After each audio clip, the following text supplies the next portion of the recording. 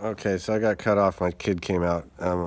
Anyway, so where was I at? So my point of this video is that when people get on this bandwagon and start bashing on something, yeah, there's good and there's some good things, there's some bad things, but um, let me just say this last thing about transcendental meditation is, Maharishi, I think, I don't know what his motivations, I don't know if he had the purest motivations and all that, but from what I saw and from where I was at, what I saw was he was trying to promote world peace.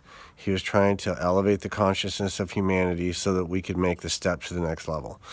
Now, maybe he had some ulterior motives. I don't know. And Maharishi would, he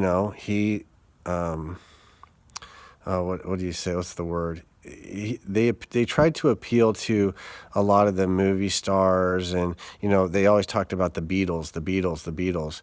The Beatles did do trance meditation. They spent some time with Maharishi. There's various stories on it that something happened, and the Beatles left, and there was some kind of sordid thing that happened, and Maharishi was involved, and I don't know. I have no idea. I mean, you're dealing with young rock stars. These guys had, they were like the kings of the hill at that time.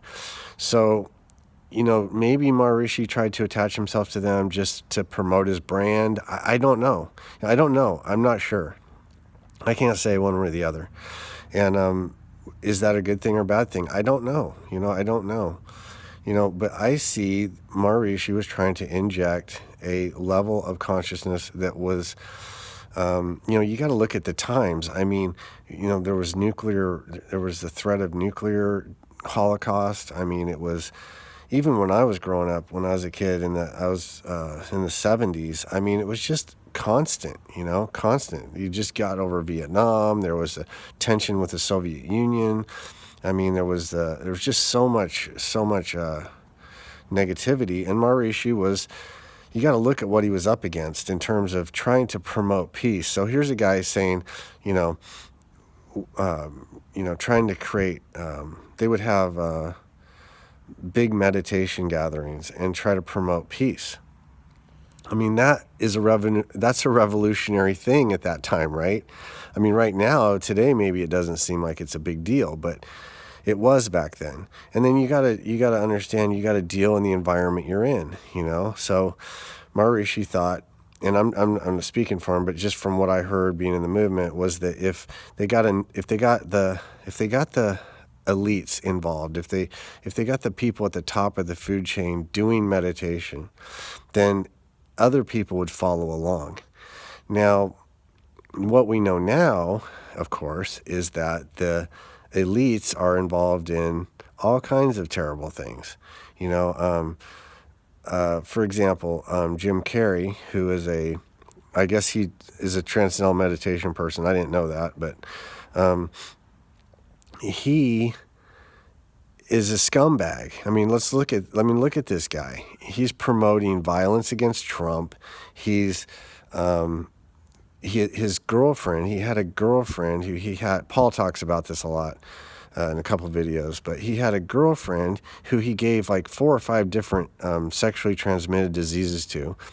He never committed to her. He never, he let her along. He used her, and then she ended up committing suicide. And so, I mean, the guy, in my opinion, is unbalanced at the minimum. And these are the kind of people who, I'm not saying that the TM movement promoted itself on their backs. I'll say that. I will say that. The TM movement kind of promoted itself on some of these celebrities. And I think that's going to turn out to be a huge mistake when we find out the truth about these celebrities. But that being said, at the time, maybe that was the way to do it. I don't know. And anyway, so... But what I wanted to really talk about and really just state, and I'm going off on ramble here, but is what heartfulness has done for me is all the stuff that I thought transcendental meditation would do for me. And So, like I said, maybe the TM prepared me. Maybe it prepared and so that I could, do the heartfulness and get the benefits and all that I really had no expectation of getting. I mean, honestly, when I started heartfulness, it was almost like, okay, I guess I'm going to do this, because everything lined up so perfect, and it just was almost like meant to be. Like, it was delivered to me. It was almost like it was just delivered to the door. I didn't go looking for it. It wasn't something I was looking to do. And I feel like the benefits of it have far exceeded, well, I had no expectation. So anything that happened that was beneficial has been exceeded my expectation. And that's what I really wanted to say. And as far as like being in a group of people and getting that kind of same, I don't know. Right now at this time, I'm not ready to link up with a bunch of people and, and what I mean by that is I'm not ready to go, spend time in an ashram and be around a bunch of people, and I'm just not ready for that yet. And I guess when I am ready for that, the truth will be in, it'll be the test. It'll kind of test it and see if it's for me. And I'm kind of standoffish with all that stuff because I don't feel like I was burned by TM, but I feel like TM promoted a lot of things that it couldn't deliver, and at least not for me. Now maybe for other people it did, and I don't know. So heartfulness is it's helping me. It's making me a better person, and that's the bottom line, and that's all I care about.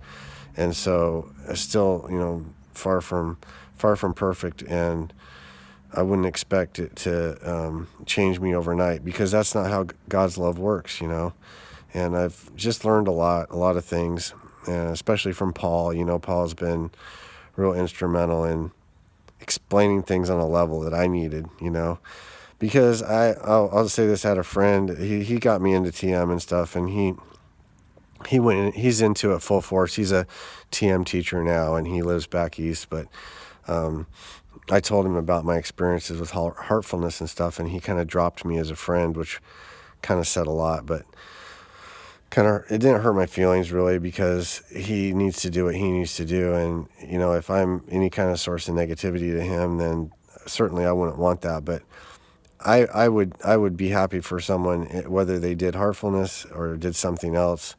I have no attachment, and I just want people to have the best life they can have. And it's just interesting, but how people can, well, the bottom line is you have very few friends in this life, very few true friends. And I always kind of knew he wasn't a true friend, and he's just so far into it. And like I said, I've always kind of admired that. I've always admired the fact that he could just be, 100%, on the program, quote unquote, because it takes a lot of perseverance to do that. But you have to also like kind of isolate yourself, and maybe that's why he kind of unfriended me, I guess you could say, because he needs to isolate himself and be more focused on what he's doing and his path, and that's cool. I can understand that, but for me personally, if somebody's my friend, they're my friend. And I have one friend from when we were in grade school. We played soccer together, and we're still friends, and he's the only person I still stay in contact with of all the people I've ever known. We email each other once a week, and I haven't talked to him on the phone in probably 10 years, but we email each other, and that's where we're comfortable. We text each other and stuff like that. And so I think if you have one good friend, you're lucky. Anyway, this is just rambling mess, but I don't know if I'll even put this video out, but I hope you have a good day.